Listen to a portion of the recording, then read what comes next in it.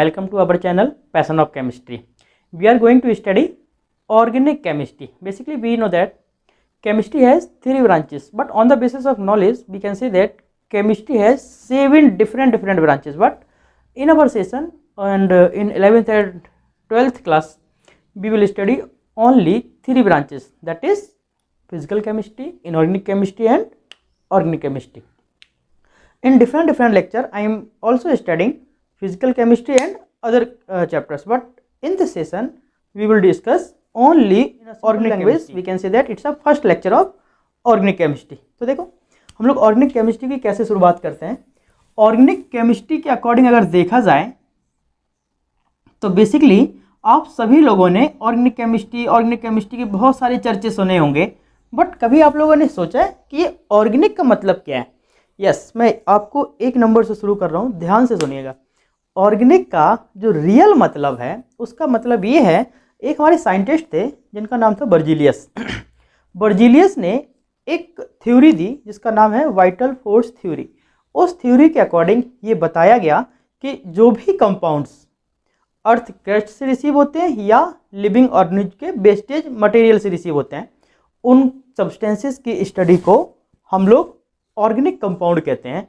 और organic compounds के जिस किसी भी ब्रांच के थ्रू हम लोग स्टडी करते हैं, दैट इज ऑर्गेनिक केमिस्ट्री. तो देखो मैंने क्या बोला, ऑर्गेनिक का जो वर्ड है वो बर्जीलियस नाम के एक साइंटिस्ट ने बताया था, जिन्होंने एक थ्योरी के बारे में बताया, that is vital force theory. और वाइटल फोर्स थ्योरी के अकॉर्डिंग क्या बताया गया, वाइटल फोर्स थ्योरी के अकॉर्डिंग बताया गया कि जो भी कंपाउंड्स आपके अंडर द अर्थ क्रस्ट और लिविंग ऑर्गेनिज्म से रिसीव होते हैं उनको हम लोग ऑर्गेनिक कंपाउंड कहते हैं.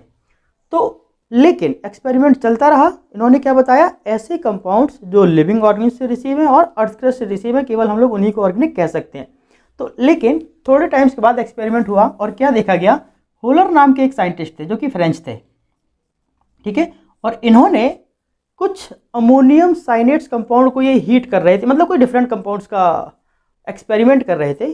तो इन्होंने देखा कि एक कंपाउंड बना, दैट इज अमोनिया. इनकी बात करते हैं.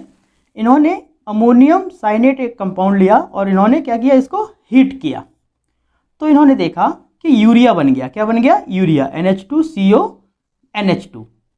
ये बेसिकली अगर देखा जाए इसका नाम है अमोनियम साइनेट, जो कि इनऑर्गेनिक कंपाउंड है. कैसा कंपाउंड है बेटा, इनऑर्गेनिक. लेकिन अगर हम लोग इसकी बात करते हैं, ये कंपाउंड आपका कौन सा है, यूरिया, और इसको क्या बोला गया, ऑर्गेनिक बोला गया. ठीक है, ये आपका ऑर्गेनिक कंपाउंड है. अब देखो जरा ध्यान से, क्या हुआ, वाइटल फोर्स थ्योरी के अकॉर्डिंग क्या बोला गया, ऐसे कंपाउंड्स जो केवल लिविंग ऑर्गेनिज्म से रिसीव हों और अंडर द अर्थ क्रस्ट से रिसीव हों, उनको हम लोग ऑर्गेनिक कंपाउंड कह सकते हैं. लेकिन वोलर्स के अकॉर्डिंग इन्होंने अमोनियम साइनेट को जब हीट किया तो NH2CO NH2 रिसीव हुआ. दैट इज ये जो यूरिया है ये ऑर्गेनिक कंपाउंड है और ये इनऑर्गेनिक कंपाउंड है. इस कंपाउंड के थ्योरम की वजह से या इस एक्सप्लेनेशन की वजह से ये वाइटल फोर्स थ्योरी को भाई बहुत प्रॉब्लम क्रिएट हुई. ये वाइटल फोर्स थ्योरी कोलैप्स होना शुरू हो गई. क्या हुआ, उस केस में वाइटल फोर्स थ्योरी के बारे में बर्जीलियस ने बताया था, और बर्जीलियस उस टाइम केमिस्ट्री में बहुत बड़ा नाम जाना जाता था. अगर ये कोई बात कह देते, इन्होंने क्या बोला कि कभी भी किसी भी ऑर्गेनिक कंपाउंड को हम न तो लैब में बना सकते हैं, ना ही हम उसको किसी इनऑर्गेनिक कंपाउंड के द्वारा बनाया जा सकता है, ना किसी जनरल प्रोसेस के द्वारा ऑर्गेनिक कंपाउंड बनाते हैं. लेकिन जब ये यूरिया आया जो कि वोलर ने बताया, तो भाई इनके इस थ्योरी को बर्जीलियस को बहुत बड़ा धक्का पहुंचा, जिसकी वजह से वाइटल फोर्स थ्योरी क्या हो गई, कोलैप्स हो गई. तो अब जब वोलर ने एक एक्सपेरिमेंट किया तो और भी बहुत सारे साइंटिस्ट आए. जैसे अगर हम लोग कोल्ब्स की बात करते हैं तो कोल्बे ने भी क्या किया, कोल्बे ने भी एक एसिटिक एसिड कंपाउंड्स के बारे में बताया जो कि आपका ऑर्गेनिक कंपाउंड था. तो ऐसे बहुत सारे एक्सपेरिमेंट हुए और ये फाइनली ये देखा गया कि ऑर्गेनिक कंपाउंड्स का जो जनरल इन्फॉर्मेशन था, ऑर्गेनिक कंपाउंड का जो जनरल वर्ड डिफाइन करने का तरीका था, वो क्या हो गया, गलत हो गया. तो अब के डेफिनेशन में क्या बोला गया, फिर और भी बहुत सारे साइंटिस्ट आए तो उन्होंने बोला अब भाई ऑर्गेनिक का आप डिफाइन कैसे करेंगे. समझना ध्यान से. तो ऑर्गेनिक को डिफाइन करने के लिए उन्होंने क्या बोला, ऐसे कंपाउंड्स जिसमें कार्बन प्रेजेंस हो, means the presence of carbon in a compound, that is called organic compounds. लेकिन क्या हमेशा ऐसा ही होता है, नहीं. अब देखो जरा समझो ध्यान से. आप लोगों ने देखा होगा carbonates, bicarbonates, carbon dioxide, cyanide, isocyanide, thiocyanide, ये सारे ऐसे कंपाउंड्स हैं जो कि इनऑर्गेनिक हैं, लेकिन इसमें कार्बन की प्रेजेंस है। कार्बन की प्रेजेंस होने की वजह से हम उनको ऑर्गेनिक कहना चाहिए, लेकिन देखा क्या गया कि वो सारे कंपाउंड्स इनऑर्गेनिक हैं और फिर भी उनमें कार्बन प्रेजेंस है। तो इसकी वजह से जो in which present carbon that is organic compound, वो डेफिनेशन क्या हो गई, फेल हो गई। अब भाई जब ये भी डेफिनेशन फेल हो गई और पहले वाला कंसेप्ट ऑलरेडी फेल हो चुका था, तो अब ये कहा गया कि अब हम लोग किसको ऑर्गेनिक कंपाउंड्स बोलेंगे, ठीक है, या किस तरीके से हम लोग कह सकते हैं कि ऑर्गेनिक कंपाउंड को हम डिफाइन कैसे करेंगे। तो आज के टाइम में जो मॉडर्न डेफिनेशन है किसकी, ऑर्गेनिक कंपाउंड्स की, मॉडर्न डेफिनेशन आज के टाइम में क्या बोला गया कि ऑर्गेनिक केमिस्ट्री या ऑर्गेनिक कंपाउंड क्या होते हैं, hydrocarbon and their derivatives. Means जितने भी कंपाउंड्स हैं अगर उसमें हाइड्रोकार्बन है, मींस कार्बन और हाइड्रोजन है, और उनसे रिलेटेड जो भी कंपाउंड है उनको हम लोग ऑर्गेनिक कंपाउंड कह सकते हैं। तो ये जो ऑर्गेनिक की बात कर रहे हैं हम लोग इतनी देर से, तो एक चीज समझ लो बेटा, आज के टाइम में ये जो ऑर्गेनिक है ऐसे कंपाउंड्स जो अर्थ क्रस्ट से रिसीव होते हैं और लिविंग ऑर्गेनिज्म से रिसीव होते हैं उनको हम लोग ऑर्गेनिक कहते हैं। लेकिन बार बार एक्सपेरिमेंट हुआ और ये देखा गया कि ऑर्गेनिक कंपाउंड आज के टाइम में केवल उस डेफिनेशन पर डिपेंडेबल नहीं, आफ्टर दैट वो डेफिनेशन भी क्या हो गई, रॉन्ग हो गई।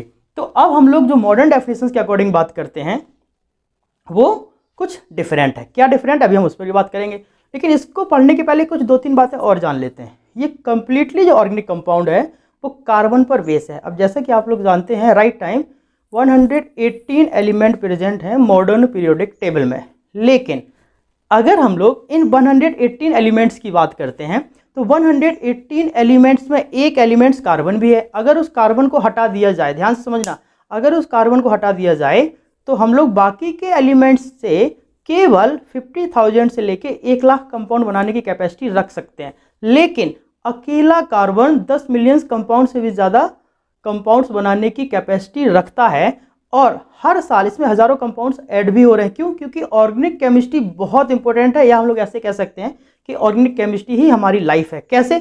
मीन्स इस ऑर्गेनिक केमिस्ट्री को स्टडी करने का, ऑर्गेनिक केमिस्ट्री को कंटिन्यू करने का या मैक्सिमम एक्सपेरिमेंट करने का सबसे बड़ा रीज़न यही है क्योंकि हमारी लाइफ विदाउट ऑर्गेनिक केमिस्ट्री के सर्वाइव कर ही नहीं सकती। कैसे? मैं एग्जाम्पल देता हूँ। जैसे आप इस समय पढ़ रहे होंगे, आप हमको देख रहे होंगे, आप हमको सुन रहे होंगे, तो ये सारी प्रोसेस, आप एक रूम से दूसरे रूम में मूव कर रहे हैं, आप अपने क्लासरूम में जा रहे हैं, ये सारा जो क्राइटेरिया है, ये सारा क्राइटेरिया ऑर्गेनिक केमिस्ट्री के थ्रू काम कर रहा है। कैसे? देखो, आपने कुछ ना कुछ खाया होगा, दैट इज केमिस्ट्री लैंग्वेज हम उसको कार्बोहाइड्रेट्स कहते हैं। जब हम लोग खाना खाते हैं उसको हम लोग केमिस्ट्री लैंग्वेज में कार्बोहाइड्रेट्स कहते हैं। तो खाना क्या करता है? आफ्टर डाइजेशन हमको एनर्जी प्रोवाइड करता है। वो एनर्जी ही हमारे पूरे शरीर को मूव कराता है ना। जैसे अगर हम लोग देख पा रहे हैं तो इसमें रेटिनल नाम का एक कंपाउंड होगा जो कि अमाइनो एसिड की फॉर्म में प्रेजेंट होता है, उससे हम लोग इजीली देख पाते हैं। ऐसे सुनने में भी कोई कंपाउंड प्रेजेंट होगा। तो कहने का मतलब ये है विदाउट ऑर्गेनिक केमिस्ट्री की हमारी लाइफ सर्वाइव नहीं कर सकती। यहाँ तक कि हम लोगों ने जो ये कपड़े पहने, ये घड़ी पहनी है, ये मार्कर है, जो भी है ना, या जो आप लोग पेपर पे लिख रहे होंगे, ये सारी चीज़ें ऑर्गेनिक ही हैं। तो हम लोग जनरल तौर पे अगर देखा जाए ऑर्गेनिक कंपाउंड से हमारी लाइफ है, और हमारे बॉडी में भी वैसे ही रिएक्शन ऑलवेज चलती रहती है जैसे कि प्लांट्स या अदर लिविंग ऑर्गेनिज्म में वर्क करती है। तो दूसरा केस, ये तो हमने आपको बताई इंपॉर्टेंस ऑफ ऑर्गेनिक केमिस्ट्री की बात। दूसरा केस क्या है, आप जरा मेडिसिन में देखिए, फार्मास्यूटिकल कंपनी में देखिए, जितनी भी मेडिसिन वगैरह बनाई जाती हैं वो सारे एक्सपेरिमेंट में क्या है, केमिकल्स ही तो हैं, और जहाँ पर हम लोग ऑर्गेनिक कंपाउंड्स के बारे में डिस्कशन करते हैं। तो सिंपल लैंग्वेज में हम लोग कह सकते हैं organic chemistry is the life of chemistry. Finally ऐसे बातें चलती रहेंगी, हम लोग कम टू द पॉइंट्स बात करते हैं। तो अभी मैंने आपको इंपॉर्टेंस ऑफ ऑर्गेनिक केमिस्ट्री के बारे में बताया, ऑर्गेनिक के पीछे नाम क्या, क्यों इसका नाम रखा गया, वो भी मैंने आपको पूरी हिस्ट्री बताई। तो ये सारी चीज़ें आपको मालूम होनी चाहिए। हाँ, यहाँ से कभी कोई क्वेश्चन नहीं आता क्योंकि क्वेश्चन आने के लिए और भी हम लोगों के पास बहुत सारी चीज़ें हैं। कम टू द सिलेबस में हम लोग क्वेश्चन देखते हैं, लेकिन ये सारा जो रिदम है, अगर आपको इंट्रोडक्शन पार्ट बहुत अच्छे से नहीं मालूम होगा तो आपको उतना इंटरेस्ट क्रिएट नहीं होगा। ठीक है, इसकी वजह से मैंने ये सारी चीज़ें आपको इन्फॉर्म करी। अब हम लोग बात करते हैं इसके मॉडर्न डेफिनेशन की। किसकी मॉडर्न डेफिनेशन की?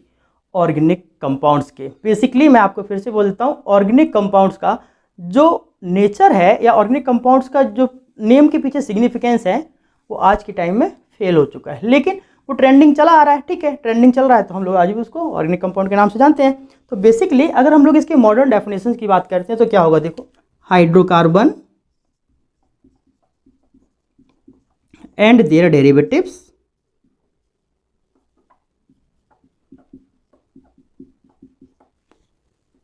Are organic compound. ठीक है बेटा, क्या बोला गया कि जितने भी हाइड्रोकार्बन हैं और उन हाइड्रोकार्बन से बने हुए कंपाउंड्स को हम लोग डेरिवेटिव्स बोलते हैं, उन सबको क्या बोला गया, ऑर्गेनिक कंपाउंड बोला गया। अब यहाँ पर बात ये आती है कि भाई हाइड्रोकार्बन क्या होता है। अब देखो जरा, अब हम लोग हाइड्रोकार्बन की भी बात कर लेते हैं। जैसे कि इसके नाम के अकॉर्डिंग हम लोग इसको सिग्निफाई कर सकते हैं। क्या लिखा है, हाइड्रोकार्बन। ध्यान से देखो, हाइड्रोकार्बन का मतलब क्या है, hydrogen plus carbon, hydrogen plus carbon. तो अगर हम लोग इसको डेफिनेशन की फॉर्म में लिखना चाहें तो हम लोग क्या लिखेंगे, the compound in which hydrogen and carbon both elements both atoms are present, that is called hydrocarbon. तो इस हाइड्रोकार्बन को भी हम लोग अगर देखें तो हाइड्रोकार्बन को दो तरीके से डिवाइड किया गया। कैसे, अगर हम लोग इस हाइड्रोकार्बन की बात करते हैं तो हाइड्रोकार्बन को टू टाइप से डिवाइड किया गया।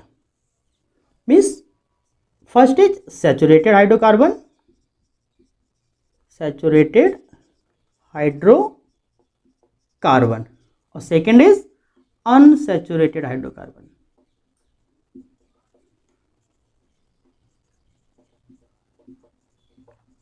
अब सैचुरेटेड हाइड्रोकार्बन को हम लोग एल्केन भी कहते हैं। क्या कहते हैं, एल्केन। क्यों कहते हैं, बेसिकली ये दोनों जो क्लासिफिकेशन है वो प्रेजेंस ऑफ बॉन्ड के ऊपर डिपेंडेबल है। मीन्स हम लोग कह सकते हैं the compound in which carbon carbon atom is arrange that is called alkane. Same case the compound in which pi bond present, या in a simple language we can say that the compounds in which multiple bond present, multiple bond मतलब double bond और triple bond present, that is called unsaturated hydrocarbon। तो इस base पर हम लोग इसको थोड़ा सा नोट कर लेते हैं। तो एल्केन का मतलब क्या है, द कंपाउंड इन विच, या आप ऐसे भी लिख सकते हैं the hydrocarbon in which. Okay बेटा, the compound in which carbon carbon atom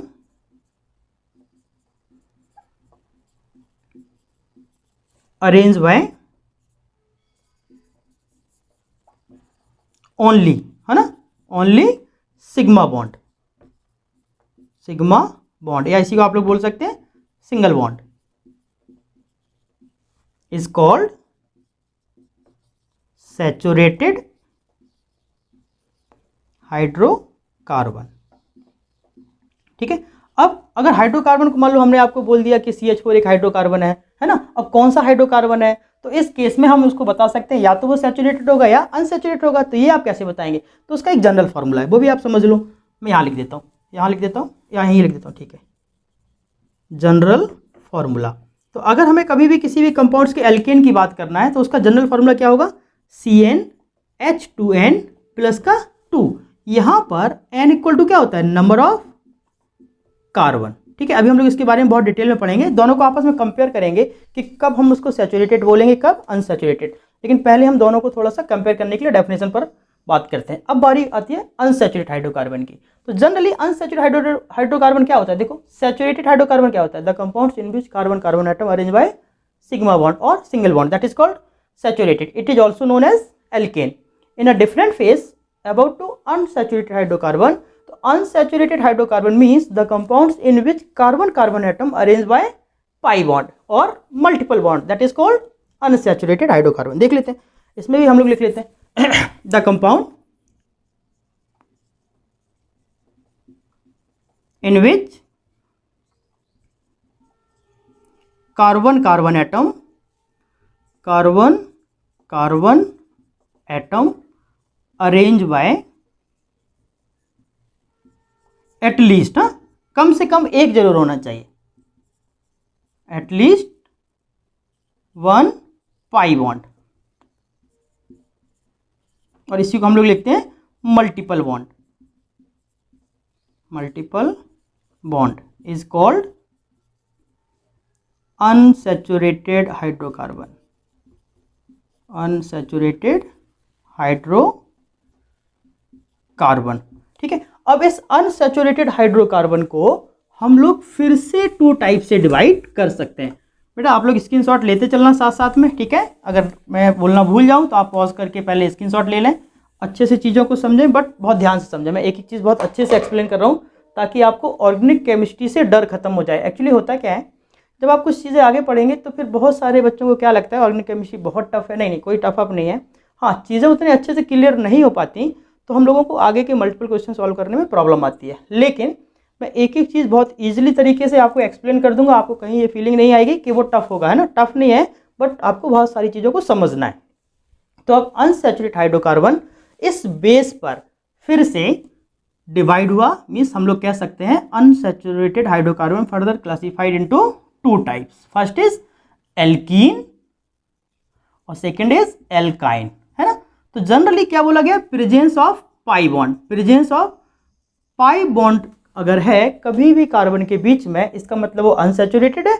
अब वहां पर प्रेजेंस ऑफ पाई के ऊपर भी कंपाउंड्स को दो टाइप से डिवाइड किया गया। मीन्स अगर हाइड्रोकार्बन में कार्बन कार्बन आपस में डबल बॉन्ड के साथ कनेक्टेड हैं, इसका मतलब ये हुआ कि वो एल्कीन है। और अगर कंपाउंड्स में कार्बन कार्बन आपस में ट्रिपल बॉन्ड से कनेक्टेड हैं तो फिर वो एल्काइन है। मीन्स ऐसा नहीं है कि केवल एक ट्रिपल बॉन्ड है बाकी का कुछ नहीं होगा, ऐसा भी नहीं है। डबल बॉन्ड एटलीस्ट होना चाहिए, ट्रिपल बॉन्ड एटलीस्ट होना चाहिए किसी भी हाइड्रोकार्बन में, तभी हम उसको अनसैचुरेटेड का टर्म मानते हैं। हाँ, बाकी अगर सीरीज बड़ी है तो जरूरी नहीं कि सारे डबल बॉन्ड हो कार्बन टू कार्बन या सारे carbon to carbon triple bond हो। बाकी के कार्बन सिंगल बॉन्ड से अरेंज हो सकते हैं, लेकिन कम से कम अगर एक डबल बॉन्ड और एक ट्रिपल बॉन्ड है, दोनों में से कोई भी एक हो, तो हम उसको अनसैचुरेटेड हाइड्रोकार्बन कह सकते हैं। अगर डबल बॉन्ड एक है तो एल्कीन, और अगर ट्रिपल बॉन्ड है तो वो एल्काइन। अगर डबल और ट्रिपल में से कोई भी नहीं है तो हाइड्रोकार्बन तो है, बट उस टाइम वो कार्बन सिंगल बॉन्ड से कनेक्ट होंगे, और जब सिंगल बॉन्ड से कनेक्ट होंगे तो फिर क्या होगा, फिर वो एल्केन होगा। ठीक है, तो देखो एल्कीन को हम लोग कैसे लिखेंगे। एल्कीन को हम लोग इस तरीके से डिफाइन कर सकते हैं, the compound in which carbon carbon atom arrange bye double bond, है ना, डबल बॉन्ड। और कितने, जरूरी नहीं बहुत ज्यादा हो, कम से कम एक जरूर हो। मैं यहां लिख देता हूं एटलीस्ट वन डबल बॉन्ड। ठीक है, the compound in which carbon carbon atom arrange bye double bond is called alkene. ठीक है बेटा, सेम केस अगर हम लोग इसके जनरल फॉर्मूले की बात करते हैं, अगर हम लोग इसके जनरल फॉर्मूले की बात करेंगे तो अब इसका जनरल फॉर्मूला क्या होगा, CnH2n। अभी हम लोग इन सारी बातों को और भी एक्सप्लेन करके पढ़ने वाले हैं। बेसिकली अभी हम आपको कंपेयर करना बता रहे हैं। नेक्स्ट अगर हम लोग एल्कीन की बात करते हैं तो एल्कीन में क्या बोला गया, एक ऐसा कंपाउंड जिसमें कार्बन कार्बन आपस में ट्रिपल बॉन्ड के साथ कनेक्टेड हो। तो हम लोग लिख सकते हैं the compound in which carbon carbon atom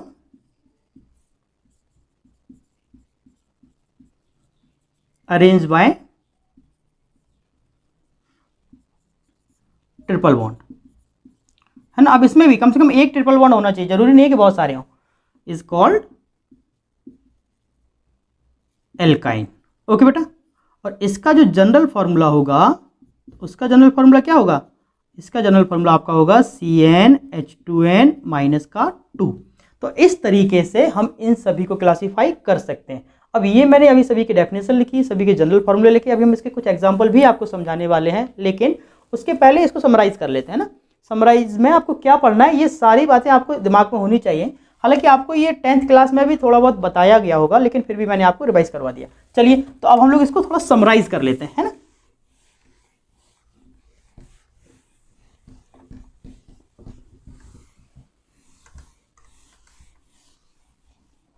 देखो, जितने भी हाइड्रोकार्बन हैं उनको दो टाइप से क्लासिफाई किया गया है।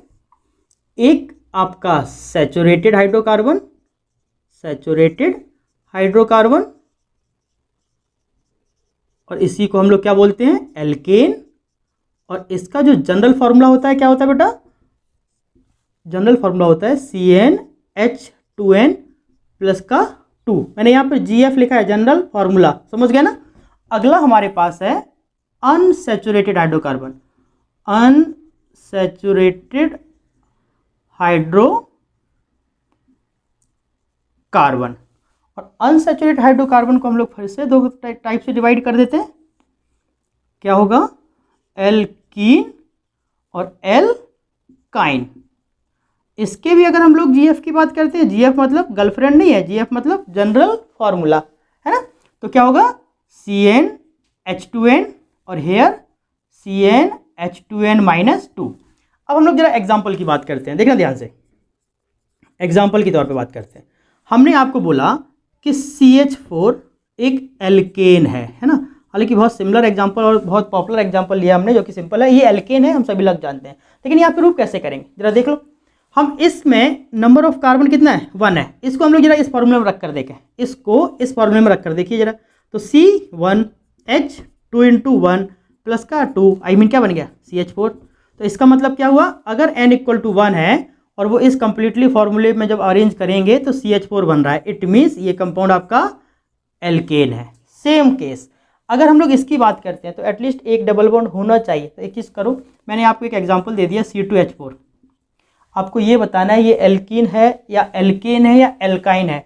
आप n का नंबर्स रख के देख लो, हालांकि हमने एग्जांपल तो एल्कीन का ही दिया, तो सबसे पहले आप यही देख लो, हमने n = कितना ले लेना है 2, कंपेयर कैसे कर रहे हैं C2 मतलब n = 2, इसको यहाँ रख दो तो क्या बनेगा C2H2 × 2 फाइनली C2H4, तो ये आपका एल्कीन होगा। अगर हम लोग इसके स्ट्रक्चर की बात करें तो देखो जरा क्या बनेगा, कार्बन डबल बॉन्ड कार्बन, यहाँ पर 2 हाइड्रोजन, यहाँ पर भी 2 हाइड्रोजन, देखो एक डबल बॉन्ड प्रेजेंट है कि नहीं। अब अगर डबल बॉन्ड प्रेजेंट है तो इसका मतलब क्या हो गया, वो एल्कीन है।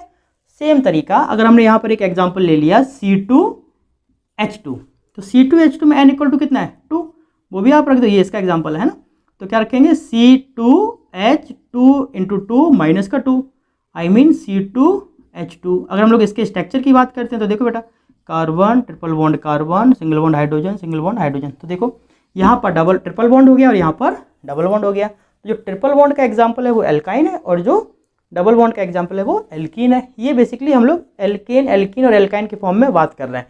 जब आप लोग, और अभी तो हम लोग जनरल ऑर्गेनिक केमिस्ट्री के बारे में डिस्कशन कर रहे हैं, बट आगे जाके इसी चैप्टर को फिर से एक पर्टिकुलर नाम दे के फिर हमें बताया गया, और उस टाइम जब हम लोग हाइड्रोकार्बन्स के बारे में पढ़ते हैं तो हम कौन कौन से कंपाउंड्स के बारे में पढ़ेंगे, एल्केन के बारे में पढ़ेंगे, एल्कीन के बारे में, एल्काइन के बारे में, और वहाँ पर हम लोग एरोमेटिक के बारे में भी पढ़ते हैं, जिसको हम लोग एरोमेटिक कंपाउंड के नाम से जानते हैं। अभी ये सारी बातें हम लोग आने वाले लेक्चर्स में डिस्कस करेंगे। तो ये आपको जनरल फार्मूला याद होना चाहिए। तो अब देख लो, अब इसके बाद हम लोगों को कंपाउंड को पहचानना सीखना है। शुरुआत में हमने आपको क्या बोला था, हाइड्रोकार्बन्स क्या होते हैं, हाइड्रोकार्बन्स या हम लोग ऐसे भी कह सकते हैं ऑर्गेनिक कंपाउंड्स क्या होते हैं। तो ऑर्गेनिक कंपाउंड्स का मतलब क्या है, hydrocarbon and their derivatives are called organic compound. तो हाइड्रोकार्बन एंड देयर डेरिवेटिव्स का मतलब क्या है वो समझ लो, ठीक है। देखिए बेटा क्या डेफिनेशन थी, हाइड्रोकार्बन एंड देयर डेरिवेटिव्स, किसकी बात चल रही है, ऑर्गेनिक कंपाउंड्स की। तो जब भी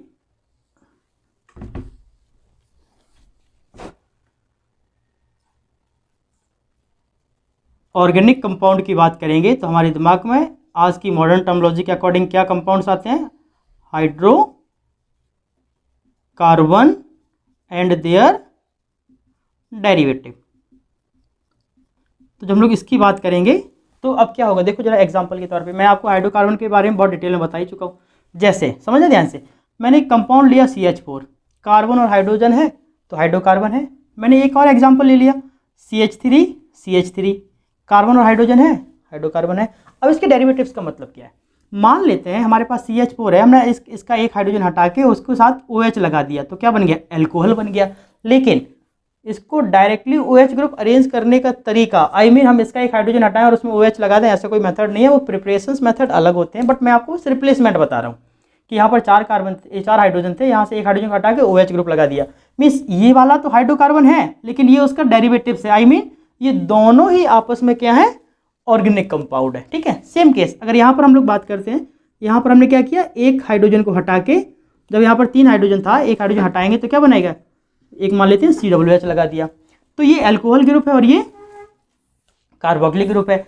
सेम केस मान लेते हैं मैंने कुछ ऐसे लिया CH3, CH2, CH3, अब हम एक हाइड्रोजन की जगह मान लेते हैं Cl लगा दिया, CH3, CH2, CH2, Cl। तो कहने का मतलब क्या है, ये सारे हाइड्रोकार्बन हैं और इनसे बनने वाले कंपाउंड्स भी आपके ऑर्गेनिक कंपाउंड ही होंगे, ठीक है। मीन्स हाइड्रोकार्बन और हाइड्रोकार्बन से बनने वाले compounds both are organic compound. Next point मान लेते हैं हमने ऐसे किया CH3 CH2 CH3 और एक हाइड्रोजन को हटा के हमने मान लेते हैं बेंजीन रिंग को ऐड कर दिया।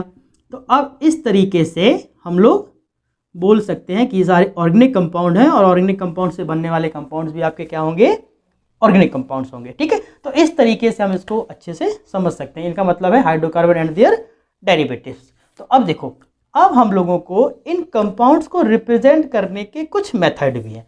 मीन्स हमें हाइड्रोकार्बन के रिप्रेजेंटेशन की बात करना है, तो लिखेंगे representation of organic compound, organic compound. तो अब ऑर्गेनिक कंपाउंड को रिप्रेजेंट करने का तरीका क्या है वो भी देख लो। इसमें सबसे पहले हम लोग मॉलिक्यूलर फार्मूले की बात करेंगे। किसकी बात करेंगे, मॉलिक्यूलर फार्मूला।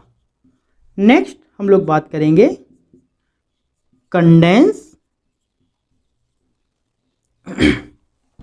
स्ट्रक्चरल फार्मूला,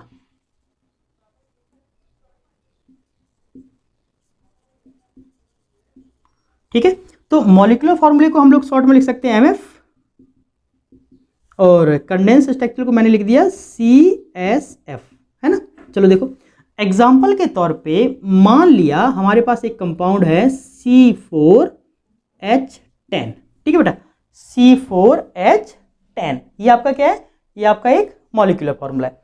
जब हम इसको कंडेंस स्ट्रक्चर फार्मूले में कन्वर्ट करेंगे तो इसी कंपाउंड्स का एक ओपन स्ट्रक्चर बना दो जिसमें कार्बन टू कार्बन का बॉन्ड रिप्रेजेंट करना है, बाकी हाइड्रोजन और कार्बन के बॉन्ड को रिप्रेजेंट करने की जरूरत नहीं है।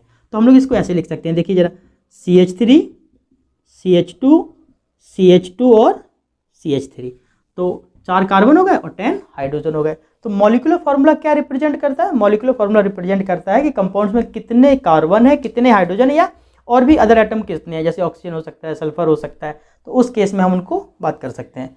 नेक्स्ट कंडेंस स्ट्रक्चर फार्मूला क्या होगा, इसी कंपाउंड्स के कार्बन टू कार्बन को बॉन्ड को अगर हम लोग रिप्रेजेंट कर देते हैं, that is called condense structural formula.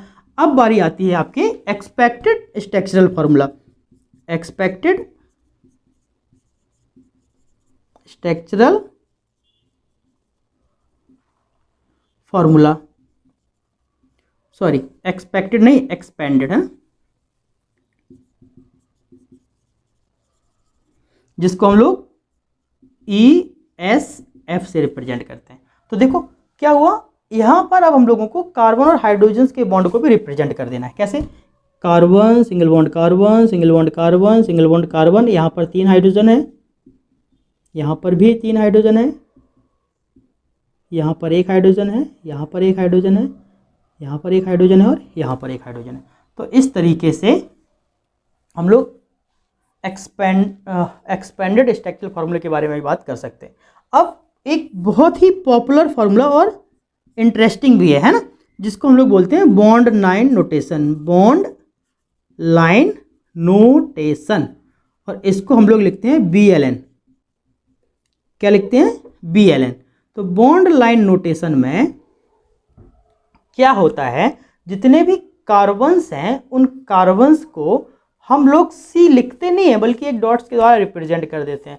Depth हो या पॉइंट पीक हो, वहाँ पर हम लोग कार्बन की बात करेंगे। जैसे नंबर ऑफ 4 कार्बन है, 4 कार्बन्स को हम लोग कुछ इस तरीके से रिप्रेजेंट कर देते हैं, 1 2 3 और 4। देखो जरा, यहाँ पर ये दोनों साइड कार्बन है और ये पीक हो गया और ये आपका डेप्थ हो गया। तो जितने भी डिटरमाइन कार्बन होंगे या पीक और डेप्थ पे कार्बन होंगे, उन सबको हम लोग एक डॉट के द्वारा रिप्रेजेंट कर रहे हैं, दैट इज कॉल्ड कार्बन। हाँ, इसमें कार्बन टू कार्बन के बॉन्ड को तो रिप्रेजेंट किया जाता है, लेकिन कार्बन और हाइड्रोजन के बॉन्ड को रिप्रेजेंट नहीं किया जाता। ये ऑलरेडी अंडरस्टूड है कि कार्बन को कितने हाइड्रोजन की जरूरत है, उतना हम लोग अपने हिसाब से कैलकुलेट कर सकते हैं, ठीक है।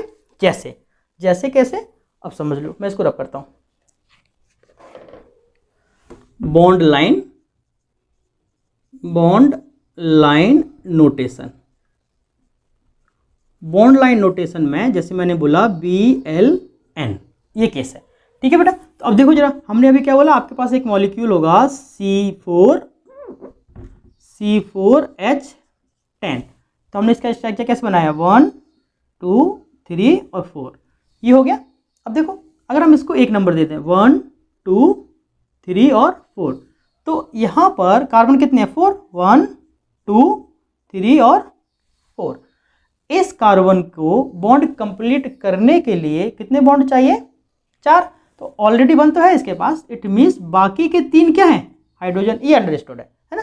सेम केस यहाँ पर इस कार्बन की बात करेंगे, 2 कार्बन के साथ बॉन्ड ऑलरेडी कनेक्टेड है, इट मीन्स इसको 2 हाइड्रोजन की रिक्वायरमेंट है, तो क्या हो जाएगा? CH2। सेम केस यहाँ पर क्या हो जाएगा? CH2 और यहाँ पर क्या हो जाएगा?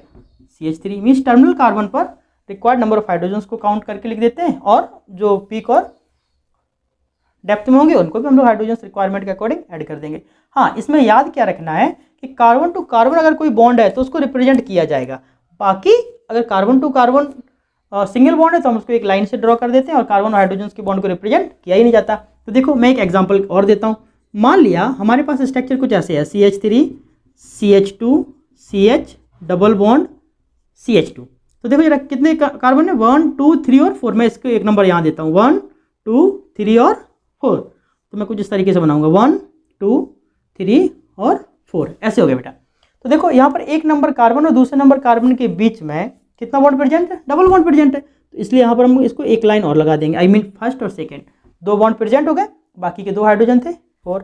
नेक्स्ट अगर हम लोग एग्जाम्पल की बात करते हैं, CH3, CH2, C triple bond CH, तो क्या आएगा? कितने बॉन्ड है? 1, 2, 3, 4, 4 कार्बन है, 1, 2, 3 और 4। अब यहाँ पर कितने बॉन्ड है? 3। तो एक तो ऑलरेडी दिखाई दे रहा है, एक बॉन्ड हम यहाँ बना देंगे और एक बॉन्ड हम यहाँ बना देंगे। इसका मतलब क्या है? फर्स्ट और सेकेंड दोनों कार्बन के बीच में ट्रिपल बॉन्ड प्रेजेंट है। यही बात अगर हम लोग इसको जरा उल्टा करके देखते हैं, मान लिया मैंने ऐसे लिखा,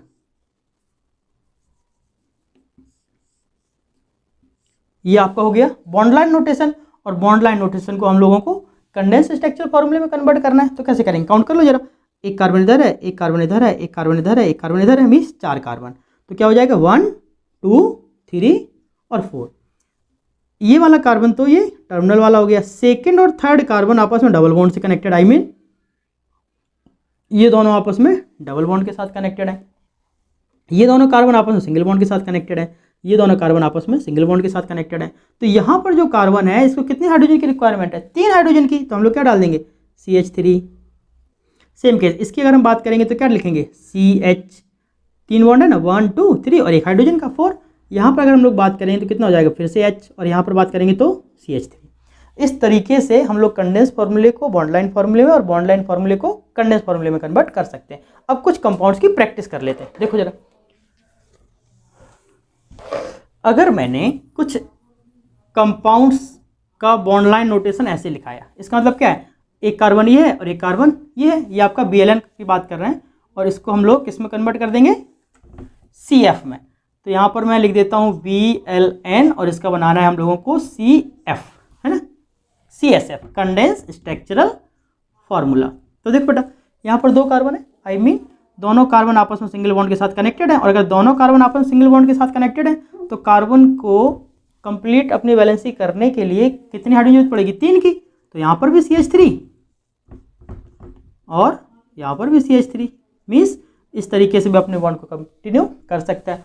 दूसरा देखो, अगर हमारे पास कंपाउंड कुछ ऐसे हैं, तो एक कार्बन ये हो गया, एक कार्बन ये हो गया, एक कार्बन ये हो गया, तो इसका मतलब क्या हुआ? CH3, CH2 और CH3। नेक्स्ट पॉइंट की अगर हम लोग बात करते हैं, तो मान लिया हमारे पास कंपाउंड कुछ ऐसे है इस तरीके से, ठीक है बेटा। तो यहाँ पर क्या हो रहा है? ये आपका सेंट्रल कार्बन है, यहाँ पर मैंने सेंट्रल कार्बन रख दिया, और सेंट्रल कार्बन की सराउंडिंग में चारों साइड 4 कार्बन है। तो देखो, एक कार्बन आपका इधर हो जाएगा, एक कार्बन आपका इधर हो जाएगा, एक कार्बन आपका इधर हो जाएगा, और एक कार्बन आपका यहाँ हो जाएगा। अब एक चीज़ समझो, कार्बन की सराउंडिंग में 4 बॉन्ड है। इस कार्बन और इस कार्बन की बात करें तो आपस में सिंगल बॉन्ड के साथ कनेक्टेड है। तो इस कार्बन को कंप्लीटली सेटिस्फाइड करने के लिए कितने हाइड्रोजन चाहिए? 3। तो हम लोग क्या लिख देंगे? CH3। सेम केस यहाँ पर भी CH3, सेम केस यहाँ पर भी CH3, और सेम केस यहाँ पर भी CH3। तो इस तरीके से हम लोग इन कंपाउंड्स को बॉन्ड लाइन फॉर्मूले को कंडेंस स्ट्रक्चरल फॉर्मूले में कन्वर्ट कर सकते हैं। और देखो जरा किस तरीके से प्रैक्टिस करेंगे। मान लेते हैं हमारे पास कंपाउंड कुछ ऐसा है, ये है, तो इसका मतलब क्या हुआ? एक कार्बन इधर है, एक कार्बन इधर है, एक कार्बन इधर है, एक कार्बन इधर है।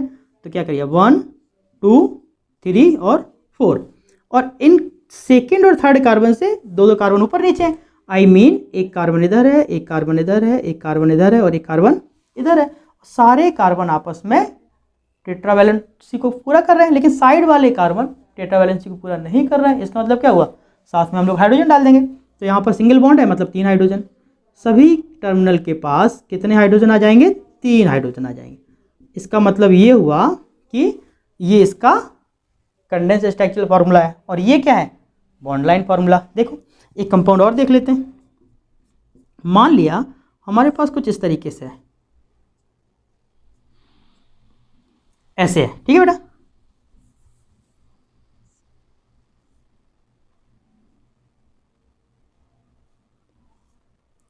ये है, तो यहाँ पर ये वाला कार्बन तो सेंट्रल है। देखो ये वाला कार्बन क्या है, सेंट्रल है। यहाँ पर इस साइड जाएंगे तो फिर से एक कार्बन मिलेगा और ऊपर जाएंगे तो फिर से एक कार्बन मिलेगा। ठीक है, समझ पा रहे हो ध्यान से। इधर आएंगे तब भी एक कार्बन है, नीचे जाएंगे तब भी एक कार्बन है। फिर इसके लिए देखो एक कार्बन ये है तो एक कार्बन हम लोग यहाँ आए, राइट हैंड साइड पर जाएंगे तो एक कार्बन इधर होगा, इधर तो अप साइड जाएंगे तो फिर से एक कार्बन। सेंट्रल एटम से देखते जाइए फटाफट, है ना। ये हो गया। तो इस कार्बन पर अगर देखें तो कार्बन की सराउंडिंग में चारों बॉन्ड है, कोई प्रॉब्लम नहीं, लेकिन इस कार्बन की सराउंडिंग में केवल 2 बॉन्ड है, एक ये और एक ये, और कार्बन अपने टेट्रावैलेंसी को पूरा करेगा। इसका मतलब क्या हुआ, CH2 यहाँ पर क्या हो जाएगा, CH3, यहाँ पर क्या हो जाएगा CH2, यहाँ पर क्या हो जाएगा CH3, यहाँ पर क्या हो जाएगा CH3, यहाँ पर क्या हो जाएगा CH2, यहाँ पर भी CH2 और यहाँ पर भी CH3। तो इस तरीके से ये कंपाउंड्स अपने कंडेंस फार्मूले को रिप्रेजेंट कर लेगा। और देखो कुछ और कंपाउंड्स की प्रैक्टिस कर लेते हैं। मान लिया हमारे पास कुछ इस तरीके से लिखा हुआ है, मान लो मैंने ऐसे लिखा,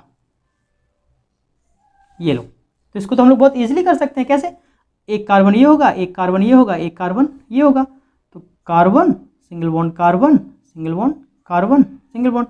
अब इस कार्बन के साथ डबल बॉन्डिंग इधर है, आई मीन एक बॉन्ड इधर, एक बॉन्ड इधर, इस कार्बन के साथ एक बॉन्ड इधर है, एक बॉन्ड इधर है, इस कार्बन के साथ एक बॉन्ड इधर, एक बॉन्ड इधर है। और इन सभी बॉन्ड्स के टर्मिनल पे क्या मान के चलते हैं, कार्बन, तो सब पे कार्बन लगा दो। और कार्बन को सेटिस्फाइड करने के लिए, कंप्लीट करने के लिए क्या लगाना होगा, हाइड्रोजन। तो इस केस में हम सबके साथ क्या लगा देंगे, CH3। तो ये इसका क्या बन गया, कंडेंस स्ट्रक्चरल फार्मूला। ऐसे बहुत सारे कंपाउंड्स को हम लोग प्रैक्टिस कर सकते हैं। देखिए जैसे मान लो मैंने कुछ इस तरीके से बना दिया, अगर मैंने कुछ इस तरीके से बनाया, ये लो, अब मैंने कुछ ऐसे किया, इसका मतलब क्या हुआ, ये जो कार्बन होगा, ये जो कार्बन होगा, ये कार्बन होगा, ये तीनों कार्बन आपस में साइक्लिक रिंग के साथ कनेक्टेड है।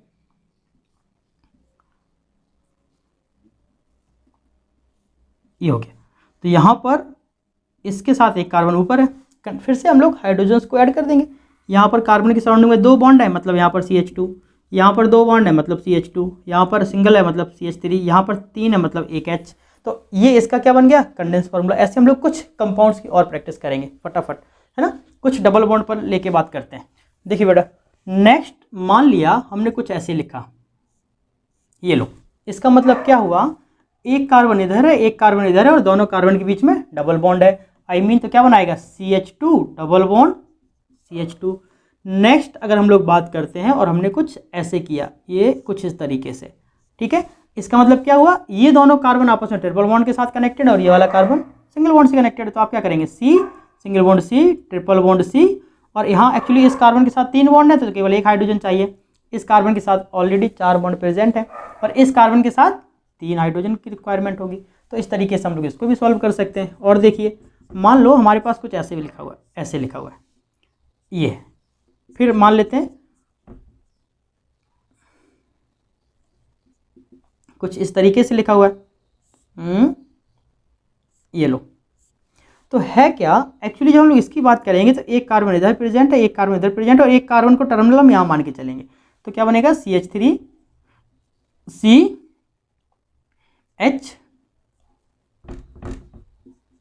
Double bond CH2। तो इस तरीके से हम लोग इसको भी डिफाइन कर सकते हैं। नेक्स्ट अगर हम लोग इसकी बात करते हैं, एक कार्बन इधर होगा, एक कार्बन इधर होगा, एक कार्बन इधर होगा, है ना। तो क्या होगा, CH triple bond C single bond CH3। तो ऐसे बहुत सारे कंपाउंड्स जिसका बॉन्ड लाइन नोटेशन को आप लोग कंडेंस फार्मूले में कन्वर्ट कर सकते हो। अब मैं यहाँ पर कुछ कंपाउंड बना रहे हैं आपकी प्रैक्टिस के लिए, ठीक है बेटा। देखिए जरा, अब हम लोग कुछ प्रैक्टिस की बात कर लेते हैं। तो मैंने मान लेते हैं कि कुछ इस तरीके से यहाँ पर एक कंपाउंड बनाया, कुछ इस तरीके से, ठीक है, मैंने फिर कुछ इस तरीके से भी यहाँ पर ड्रॉ कर दिया।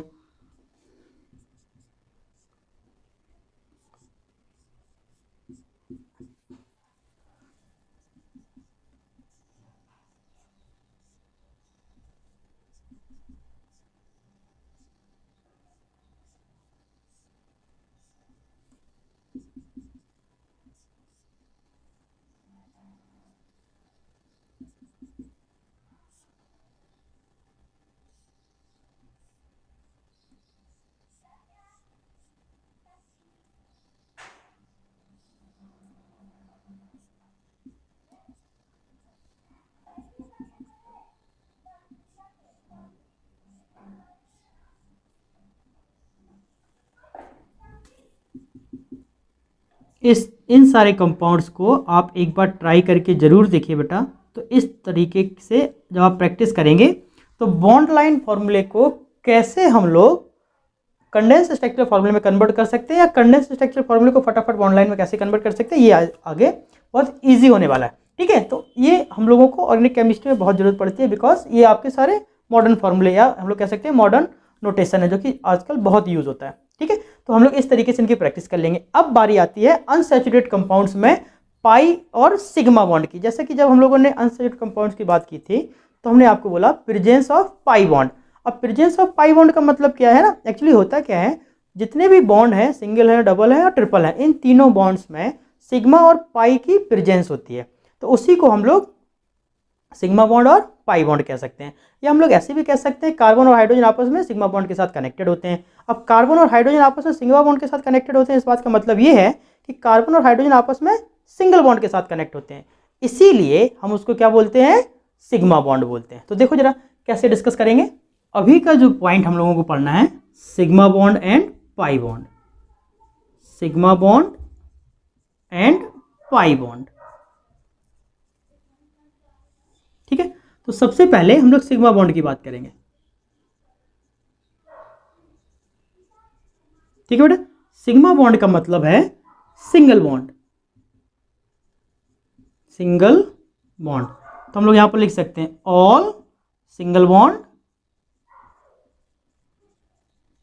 Are sigma bond.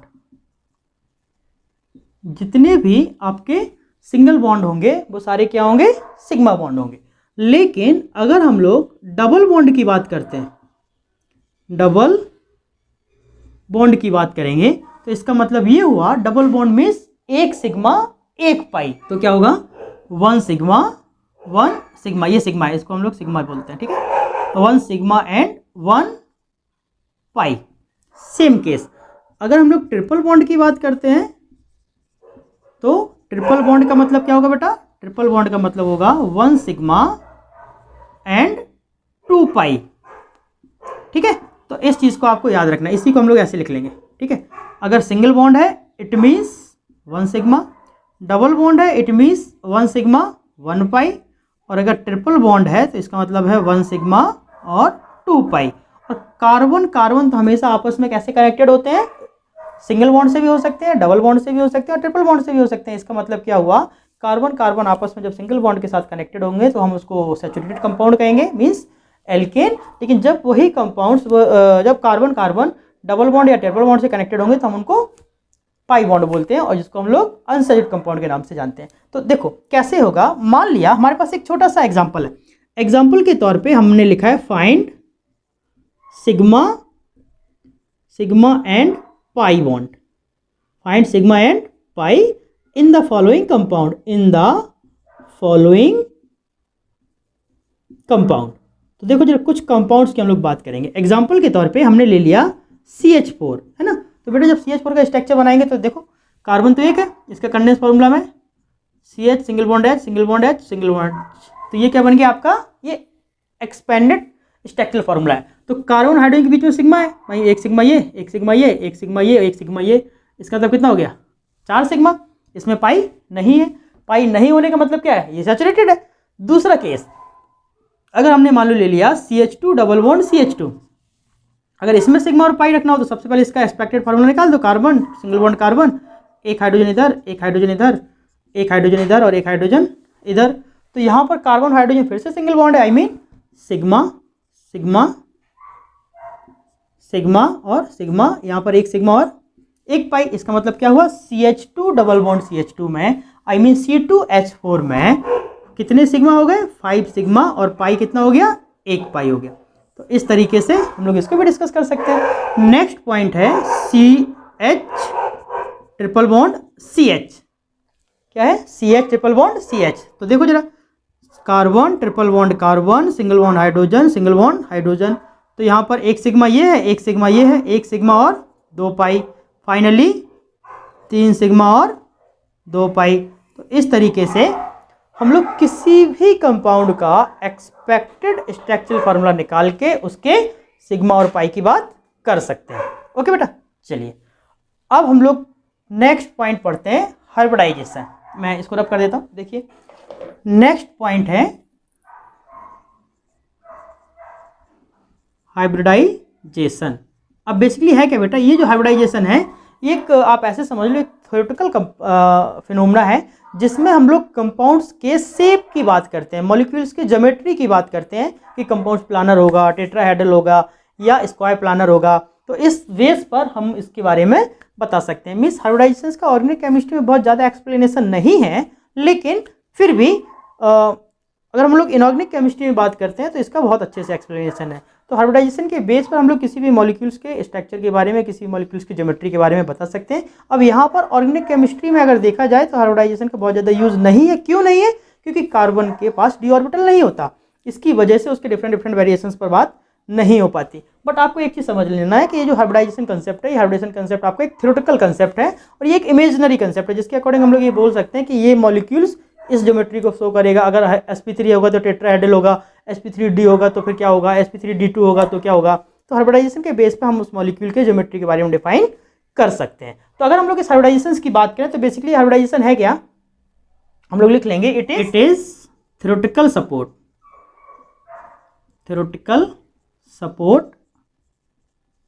To explain the shape of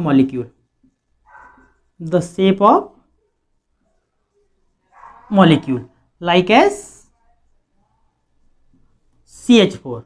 और CH4 को हम लोग मार्स गैस भी कहते हैं। और CH4 का जो ज्योमेट्री होता है वो कैसा होता है, टेट्राहेड्रल। मीन्स जैसे CH4 का टेट्राहेड्रल होता है, तो कहने का मतलब ये है कि हाइब्रिडाइजेशन एक थ्योरेटिकल सपोर्ट है किसी भी मॉलिक्यूल के शेप को एक्सप्लेन करने के लिए, है ना। तो आपको बस इतनी बात याद रखनी। अब जब भी हम लोग इसको ऑर्गेनिक केमिस्ट्री में स्टडी करते हैं तो आप एक ये समझ लो बेटा कि जब कंपाउंड्स कार्बन आपस में कार्बन के साथ कनेक्टेड होगा तो उस केस में कार्बन का हाइब्रिडाइजेशन sp3 निकाला जाता है। और जब कार्बन आपस में डबल बॉन्ड के साथ कनेक्टेड होगा तो हम उसके हाइब्रिडाइजेशन को sp2 कहते हैं। और जब कार्बन आपस में ट्रिपल बॉन्ड होगा तो उस केस में उसका हाइब्रिडाइजेशन sp होगा। अब एक चीज़ और याद रखना, कार्बन कार्बन कंपाउंड्स का जब हम लोग हाइब्रिडाइजेशन निकालते हैं तो कभी भी किसी भी मॉलिक्यूल का हाइब्रिडाइजेशन नहीं निकलता, इस बात को याद रखना। जैसे हमने आपको बोला CH4 का हाइब्रिडाइजेशन बताओ या हमने आपको बोला C2H6 का हाइब्रिडाइजेशन बताओ, तो ये ऐसा नहीं होता। कभी भी किसी भी मॉलिक्यूल का हाइब्रिडाइजेशन नहीं होता, मॉलिक्यूल में प्रेजेंट पर्टिकुलर एटम का मींस इंडिविजुअल एटम का हम लोग हाइब्रिडाइजेशन फाइंड कर सकते हैं। इस बात को आपको याद रखना है। अब अगर कभी किसी मॉलिक्यूल का हाइब्रिडाइजेशन निकालना है तो आप वो कैसे निकालेंगे, तो उस केस में आपको सिग्मा और लोन पेयर के बारे में समझना है। ठीक है, देखो जरा, ये तो मैंने आपको एक तरीका बताया था जिससे कि हम लोग कभी भी किसी भी कंपाउंड का हाइब्रिडाइजेशन निकाल सकते हैं। तो देखो मैं यहाँ पर एक कॉलम बना लेता हूँ। जैसे हमने यहाँ पर लिखा number of sigma bond and lone pair. ठीक है, नंबर ऑफ सिग्मा बॉन्ड और लोन पेयर के बेस पर हम लोग मॉलिक्यूल्स का हाइब्रिडाइजेशन बता सकते हैं। दूसरा कॉलम हम लोगों ने बना लिया हाइब्रिडाइजेशन का। दूसरा कॉलम मैं बना लेता हूं हाइब्रिडाइजेशन का।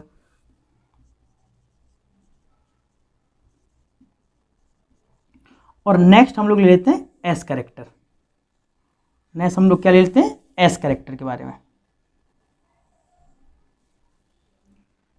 Percentage of S character, molecule का एस परसेंटेज, एस का कैरेक्टर परसेंटेज जितना ज़्यादा होगा वो उतना ही इलेक्ट्रोनेगेटिव होता चला जाएगा। तो देखो जरा, अगर हमारे पास नंबर ऑफ सिग्मा और लोन पेयर 4 हैं, कितने हैं 4, तो उसका हाइब्रिडाइजेशन क्या होगा sp3। और देखो बेटा, अगर हाइब्रिडाइजेशन sp3 है इसका मतलब है इसमें परसेंटेज ऑफ हाइड्रोजन कितना होगा 4 ऑर्बिटल प्रेजेंट है, एक सल्फर का एक एस का और 3 पी के। तो अगर हम लोग एस की बात करते हैं तो एस कितने परसेंट होगा, 25%। तो इस तरीके से हम लोग इसकी परसेंटेज की बात कर सकते हैं। नेक्स्ट, अगर सिग्मा और पाई बॉन्ड 3 है तो उस केस में उसका हाइब्रिडाइजेशन कितना हो जाएगा, sp2, और परसेंटेज कितना होगा, 33.33। सेम केस अगर सिग्मा और पाई बॉन्ड 2 है तो फिर उसका हाइब्रिडाइजेशन क्या हो जाएगा, sp हो जाएगा, और परसेंटेज कितना हो जाएगा, 50% हो जाएगा। जैसे जैसे परसेंटेज बढ़ता चला जाएगा, एस करेक्टर का परसेंटेज बढ़ता चला जाएगा, मॉलिक्यूल आपका इलेक्ट्रोनेगेटिव सिचुएशन को मीन्स हम लोग कह सकते हैं इलेक्ट्रोनेगेटिविटी बढ़ती चली जाएगी। तो इस तरीके से हम लोग डिस्कस कर सकते हैं। या एक जनरल फॉर्मूला डायरेक्टली हम उसको सिग्मा और पाई के बारे में बताएं, या दूसरा फेज क्या है, कार्बन जब आपस में सिंगल बॉन्ड के साथ कनेक्टेड होगा तो फिर sp3 होगा, जब कार्बन आपस में डबल बॉन्ड के साथ होगा तो sp2 होगा, और कार्बन आपस में ट्रिपल बॉन्ड के साथ होगा तो sp होगा। तो एक एग्जांपल के थ्रू हम लोग देख लेते हैं कि कब कौन से कार्बन का हाइब्रिडाइजेशन कितना होगा। देखो जरा, अगर हमने लिखा CH3 CH2 CH2 CH double bond CH CH3, और यहाँ पे एक हाइड्रोजन हटा के हमने क्या लिख दिया, CH3। तो देखो बेटा, इस कार्बन की अगर हम लोग बात करेंगे तो इस कार्बन के साथ अगर देखा जाए 3 हाइड्रोजन है और एक कार्बन टू कार्बन बॉन्ड है, I mean number of sigma bond कितने हैं, 4। इसके पास कोई लोन पेयर तो है नहीं, तो नंबर ऑफ सिग्मा बॉन्ड 4 है और लोन पेयर नहीं है, इसका मतलब क्या है, हाइब्रिडाइजेशन क्या होगा, sp3। दूसरे फेज में हम लोग ऐसे भी कह सकते हैं कि कार्बन कार्बन आपस में सिंगल बॉन्ड है तब भी उसका हाइब्रिडाइजेशन क्या होगा, sp3। तो देखो इसका हाइब्रिडाइजेशन क्या होने वाला है, sp3। इस कार्बन की बात करेंगे हाइब्रिडाइजेशन क्या होगा, sp3। इस कार्बन की बात करेंगे क्या होगा, sp3।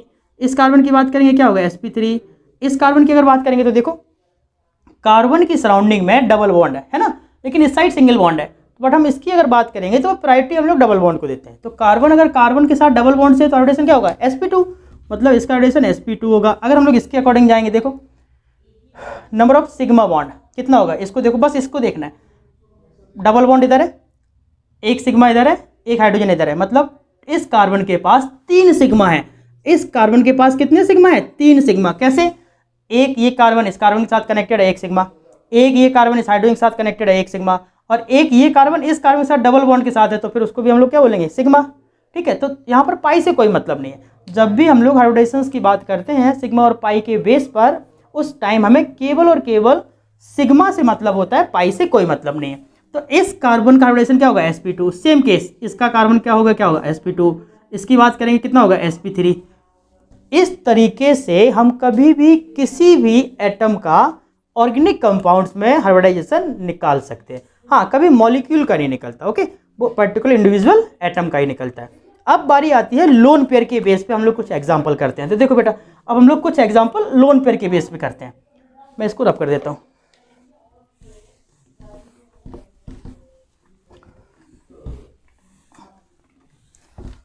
तो देखो, अगर मॉलिक्यूल में एग्जांपल हमने कुछ ले लिया CH3 सिंगल बॉन्ड CH2 और सिंगल बॉन्ड CH2, और यहाँ पर हमने ले लिया नेगेटिव, ये आपका क्या हो गया, नेगेटिव हो गया। अब देखो बेटा, ये कार्बन सभी जगह सिंगल बॉन्ड से कनेक्टेड है, पहला पॉइंट।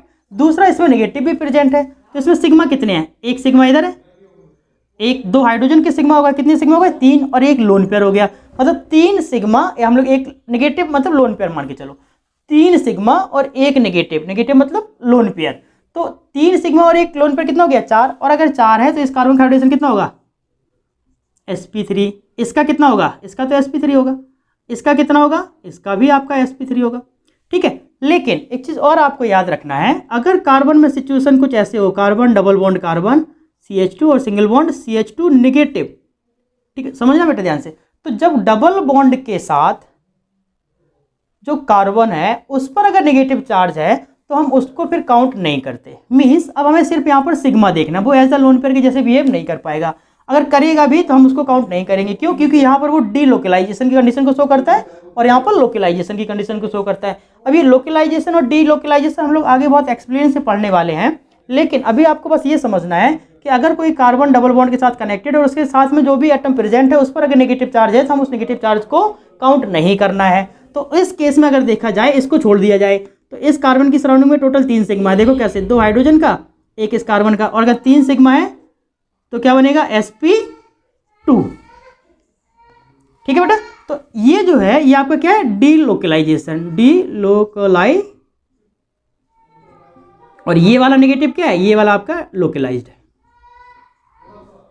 तो जब लोकलाइज होगा तो sp3 हाइब्रिडाइजेशन होगा, जब डीलोकलाइज होगा तो sp2 होगा। Same case. तो हम लोग कुछ एग्जांपल और ले लेते हैं। मान लिया हमारे पास एक कंपाउंड है CH3 single bond CH2 single bond CH2 और सिंगल बॉन्ड NH2, और यहाँ नाइट्रोजन के पास क्या है, लोन पेयर इलेक्ट्रॉन प्रेजेंट है। तो जब नाइट्रोजन के पास लोन पेयर इलेक्ट्रॉन प्रेजेंट है, देखो जरा ध्यान से, इस नाइट्रोजन के पास 2 हाइड्रोजन इधर है और 1 हाइड्रोजन इधर है, मतलब टोटल 3 सिग्मा हो गए। 3 सिग्मा ये है और एक इसके पास लोन पेयर है। तो फाइनली सिग्मा और लोन पेयर का एडिशन कितना हो गया बेटा, 4। अगर 4 है तो इसका हाइब्रिडाइजेशन क्या बनेगा, sp3। और ये जो लोन पेयर है, एक्चुअली ये जो नाइट्रोजन जिस कार्बन के साथ कनेक्टेड है वो कार्बन आपस में सिंगल बॉन्ड के साथ कनेक्टेड है। इसका मतलब ये हुआ ये नाइट्रोजन है, ये आपका क्या है, ये आपका लोकलाइज्ड है। और अगर लोकलाइज्ड है तो हम उसको काउंट कर लेते हैं, अगर डीलोकलाइज्ड है तो उसको काउंट नहीं करते। देखो जैसे मान लो हमारे पास एक मॉलिक्यूल ऐसे लिखा होता है CH3 CH double bond CH और सिंगल बॉन्ड NH2, और फिर यहाँ पर लोन पेयर बना दिया जाए। तो जब हम लोग इस नाइट्रोजन का हाइब्रिडाइजेशन निकालेंगे तो इसमें हम लोग इस लोन पेयर को काउंट नहीं करेंगे। नाइट्रोजन जिस कार्बन के साथ कनेक्टेड है वो कार्बन डबल बॉन्ड के साथ कनेक्टेड है। इसका मतलब है ये वाला जो लोन पेयर है ये डीलोकलाइज्ड है। क्या है, डीलोकलाइज्ड। और अगर ये डीलोकलाइज्ड है तो इसका हाइब्रिडाइजेशन क्या होगा, sp2, क्योंकि इसके पास सिर्फ 3 सिग्मा बचे, लोन पेयर से हमें मतलब ही नहीं है। हाँ, एक चीज आपको याद रखना है, नेगेटिव और लोन पेयर जब साथ में प्रेजेंट कार्बन अगर डबल बॉन्ड के साथ कनेक्टेड है तो उस केस में हम उस नेगेटिव और लोन पेयर को काउंट नहीं करते, लेकिन अगर सिंगल बॉन्ड के साथ है तो हम लोग काउंट कर लेते हैं। ये इंपॉर्टेंट पॉइंट्स है, मैं नोट करके ये पॉइंट लिख देता हूं, ठीक है। होगा if any negative charge never of double bond, then we will not count for hybridization। Means अगर हमारे पास कोई भी नेगेटिव चार्ज हो या लोन पेयर हो और वो डबल बॉन्ड के पास में प्रेजेंट है तो हम उसको काउंट नहीं करते हाइब्रिडाइजेशन के लिए, ठीक है। तो इस तरीके से हम लोग उस कंपाउंड्स को डिस्कस कर सकते हैं। अब देखो इसमें एक पॉइंट बहुत इंपॉर्टेंट है, क्या, वो भी समझ लेते हैं। मैं इसको रॉक कर दे रहा हूं, ठीक है।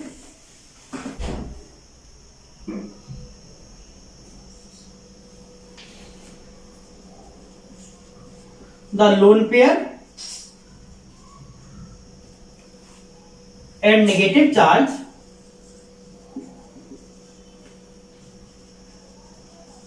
present at near position of double bond and triple bond, double bond and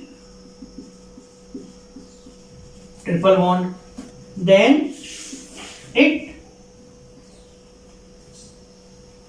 will not consider for hybridisation, ठीक है बेटा। तो इस तरीके से आपको याद रखना है। तो क्या याद रखना है आपको, बस ये याद रखना है कि जब भी कभी भी किसी भी ऑर्गेनिक कंपाउंड्स में हम लोग हाइब्रिडाइजेशन किसी पर्टिकुलर एटम का निकालते हैं तो वो पर्टिकुलर एटम जिस किसी भी कार्बन के साथ कनेक्टेड है वो कार्बन क्या कार्बन के साथ डबल बॉन्ड के साथ कनेक्टेड तो नहीं है। अगर डबल बॉन्ड के साथ कनेक्टेड है तो उस एटम का हाइब्रिडाइजेशन निकालते टाइम उस एटम पर प्रेजेंट इलेक्ट्रॉन या लोन पेयर को हम लोग काउंट नहीं करते और फिर हम विदाउट काउंटिंग के उसका हाइब्रिडाइजेशन निकालते हैं। लेकिन अगर साथ वाले कार्बन पर डबल बॉन्ड नहीं है, सिंगल बॉन्ड से कनेक्टेड है, तो हम उसको काउंट करते हैं। और जब काउंट करते हैं हाइब्रिडाइजेशन के लिए हम उसको कंसीडर करेंगे। तो अगर सिग्मा और लोन पेयर का एडिशन 4 होता है तो उसका हाइब्रिडाइजेशन sp3 होगा। सिग्मा और लोन पेयर का एडिशन अगर 3 रहता है तो उसका हाइब्रिडाइजेशन sp2 होगा। अगर 2 होता है तो sp होगा। और एक हमने आपको ट्रिक्स बताई दिया है डायरेक्टली, क्या, अगर कार्बन आपस में कार्बन के साथ कनेक्टेड है तो हाइब्रिडाइजेशन sp3 होगा, कार्बन डबल बॉन्ड के साथ कनेक्टेड है तो sp होगा, sp2 होगा, और कार्बन अगर ट्रिपल बॉन्ड के साथ कनेक्टेड है तो sp होगा। इस तरीके से हम लोग याद रख सकते हैं। या एक पॉइंट और, जैसा कि मैंने अभी आपको क्या बताया, लोकलाइज और डीलोकलाइज, शॉर्ट फॉर्म में समझ लो, समराइज कर देता हूं। जब इलेक्ट्रॉन और नेगेटिव चार्ज डीलोकलाइजेशंस की पोजीशंस को शो करता है, उस केस में हाइब्रिडाइजेशन निकालते टाइम उसको कंसीडर नहीं करते।